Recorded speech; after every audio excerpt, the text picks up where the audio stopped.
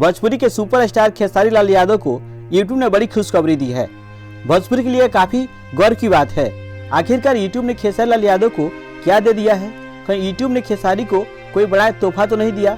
इन तमाम सवालों का जवाब हम जानेंगे इस वीडियो में। नमस्कार, मेरा नाम जयप्रकाश कुमार है और आप देख रहे हैं की न्यूज। भोजपुरी के सुपरस्टार खेसारी लाल यादव इन दिनों अपनी बेटी की गाने को लेकर काफी परेशानी में है, लेकिन फिर भी यूट्यूब की तरफ से बड़ी खुशखबरी आई है। आपको बताते चले, साल का आखिरी महीना दिसंबर शुरू हो गया है। ऐसे में यह समय आ गया है कि पूरे साल क्या किया गया, हमने साल में क्या खोया और क्या पाया। इन सबों के बीच यूट्यूब ने साल 2022 में भारत के टॉप 10 गानों की सूची जारी कर दी है। हैरत और दुख की बात यह है कि टॉप 10 की सूची में हिंदी सिनेमा का एक भी गाना नहीं है। लेकिन आश्चर्य और खुशी की बात यह है कि यूट्यूब ने जो टॉप 10 सॉन्ग का लिस्ट जारी किया गया है, उसमें भोजपुरी के एक नहीं बल्कि दो गाने शामिल है, वो भी ट्रेंडिंग स्टार खेसारी लाल यादव का।